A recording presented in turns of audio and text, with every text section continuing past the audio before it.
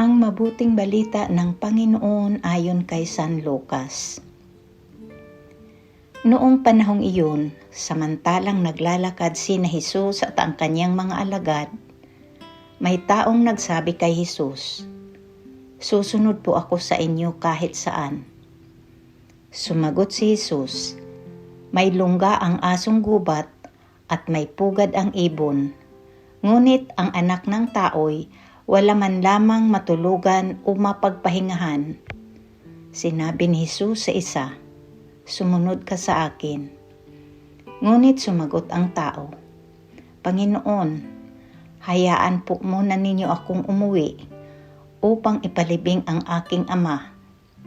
Sinabi ni Jesus sa kanya, "Ipaubaya mo na sa mga patay ang paglilibing ng kanilang mga patay.